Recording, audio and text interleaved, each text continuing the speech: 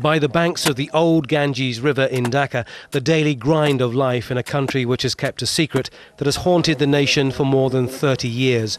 It's not a secret in Bangladesh, but few have been willing to speak of it until now.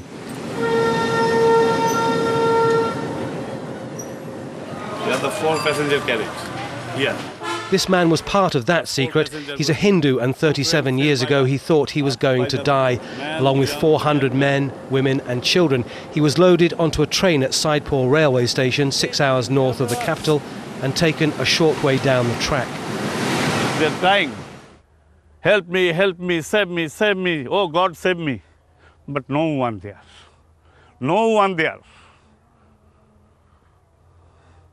They killed us one by one.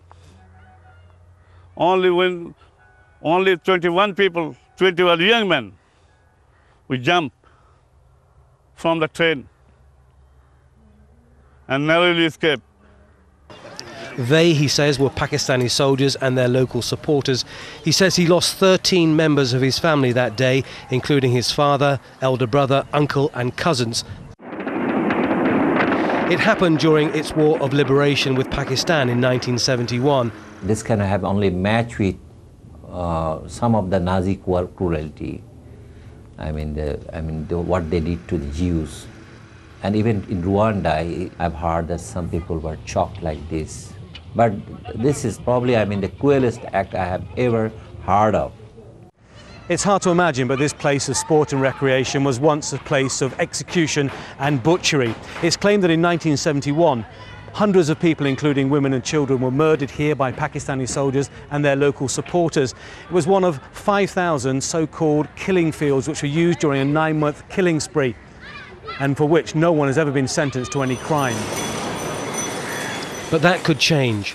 A 6-roomed rented house has been turned into a museum about that dark period, a sign that Bangladesh is confronting what happened, and a combination of former freedom fighters, professionals and ex-military leaders are at the forefront of a move to establish a war crimes tribunal and bring the guilty to justice. Truth can come out only through trial. So we want the truth, we want the light, we want to come out of the darkness that we are living in today. Some of the accused include members of one of Bangladesh's leading religious parties, several of whom have served as government ministers. Well, these are mere allegations. The onus is upon them to prove those allegations. As far as we are concerned, we say it was our political decisions. We have never been involved with any of the crimes. HASINA Begum remembers 1971. She says she was wounded by Pakistani soldiers who shot dead her mother and then smashed her 2 young brothers into a wall until dead. I feel sad when I remember my brothers. I loved them very much. I only survived because I played dead. The Pakistanis were like the devil. It's not certain if Bangladesh will get justice and its day in court, but until it does, it will be difficult for many to move on, away from the memories of the terrible cost that was paid for the birth of a nation. Tony Birtley, Al Jazeera, Dhaka.